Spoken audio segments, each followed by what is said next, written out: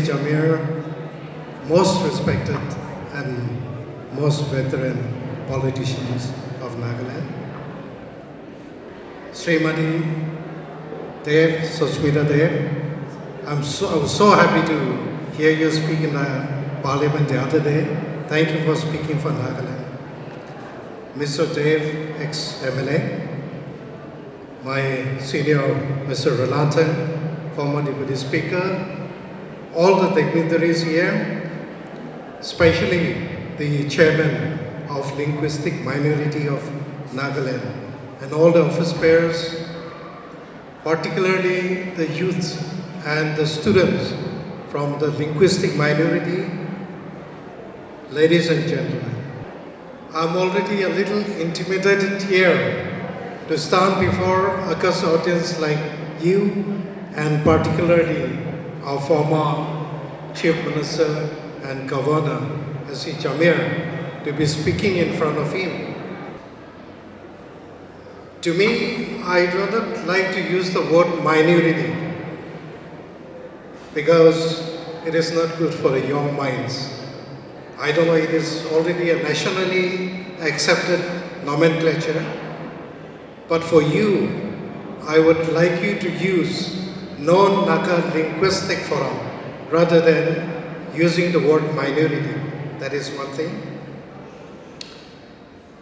Even the preamble of our constitution, the Indian constitution, it starts with the words, "We the people of India." It does not segregate people into minorities or majority people. So I think we have to remember that. And therefore, my first opinion is that you use non-Naga linguistic forum rather than minority. All the special guests and guests of honor, ladies and gentlemen, I am indeed delighted to be in your midst today. I will not speak long. As an old man, I'll only give the voice of an old man. Today, we are meeting at a very crucial time in the country and also in Nagaland. I belong to old-timer,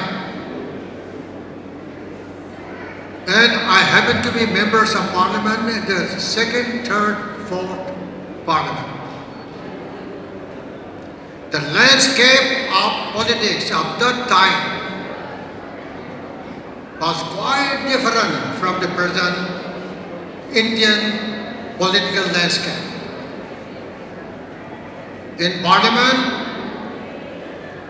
all the members, whether it is treasury bench or opposition, they only talk about the national problem, international problem. And there was tremendous respect between treasury bench and opposition. And within the House, I have never heard anything about accusing each other, blaming each other. There was criticism of policies. And the bench also listened very silently. The criticisms of the opposition. And when Prime Minister replied, the gallery was full by foreign dignitaries, and the opposition also listened with rapt attention to the reply given by the treasury bench. But that character is no more. The saddest part of this country is we have lost the vision of India. Today people talk about their parties. National issues are being perceived as from party angle. That is the reason why in India so many things are coming up. People are not happy. Why? What is India? India is a unity and diversity. You have mentioned here, unity and diversity. And India is a land of different communities, different races. We are not alike. Aryan race is also there. Dravidian is also there. And so many other species there. And yet, India becomes one on the bedrock of unity and diversity. But in the country, the trend, which I have been observing as an old man, people are gradually becoming narrower, and narrower. In assembly, in parliament, it has become a fish market. You don't hear anything good from parliament. I German. And it shows that the character of Indian polity is deteriorating, very sad. Now, in India, we live in a secular state, country. And all the religions are guaranteed. But today, the extremists, the rightists, how they are trying to destroy minorities, how they are trying to harass minorities. And this trend is not good for smaller states like Nagaland and other states of the country. And if we have to strengthen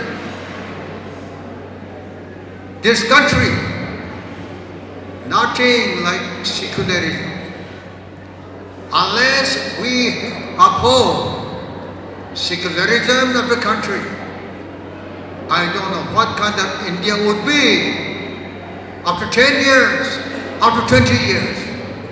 I think that is the greatest challenge which we are facing today in this great country of India. Secondly, how Nagaland becomes state.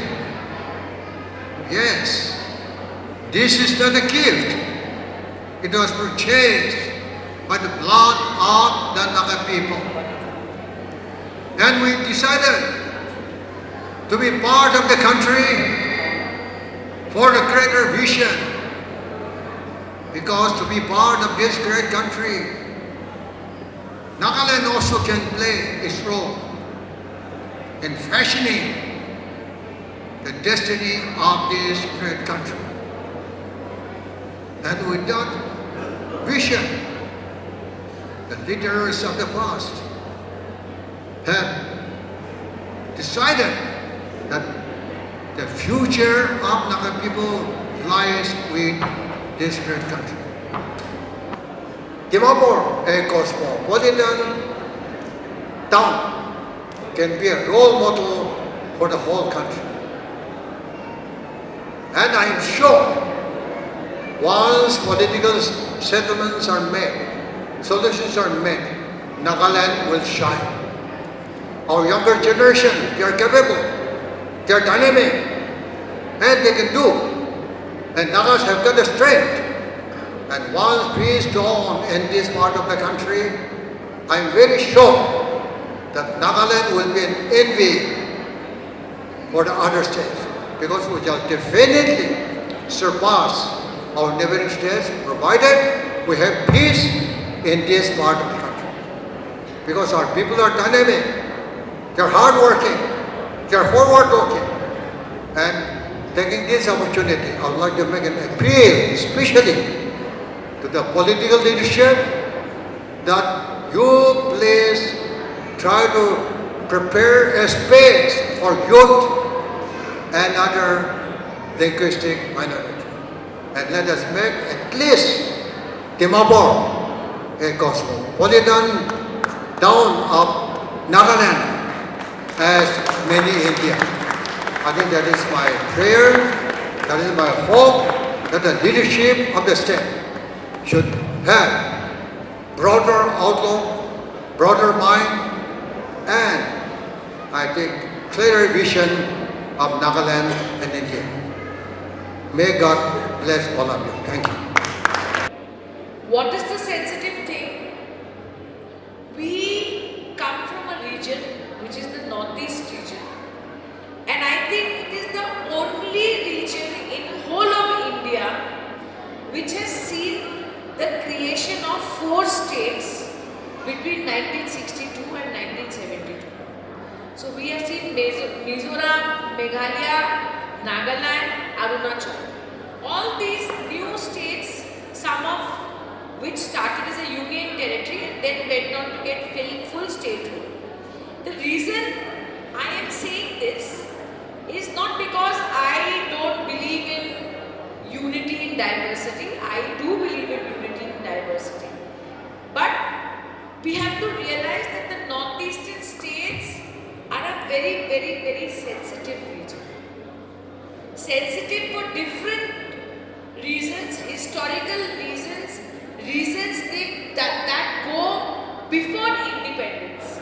Like I have read in many books that when the British were leaving India, the undivided India, and when Sardar Patel, Pandit Nehru, etc. were trying to talk to all the princely states to bring them together as a union of India, there were several instances of people in the northeast of India, because they were so cut out, remote, especially tribal people who still live in forests, who still depend on their land in forest. By the time they actually realized that the British were leaving and something was happening with the Union of India, they found out much later than the rest of India. So that is the history of Northeast. Now, another thing, a lot of youngsters, this is a youth conclave. So also, the reality of our history is, when the princely states became different states of India, whether we like it or not, these states were always created on the basis of language and culture. Today, if Nagaland went out of Assam, if Meghalaya went out of Assam, it is also because of language and culture. So everybody's language and culture is very important to each one of us. আজকে যদি আমরা ছত্তিশগড় বা তেলেঙ্গানা বা উত্তরাখণ্ডের ব্যাপারও দেখি, there is another reason that different communities want different states or different communities want autonomy. Like we have the 6th scheduled areas in many of the northeastern states is deprivation. When you feel discriminated, when you feel deprived. So in this is the right convention for me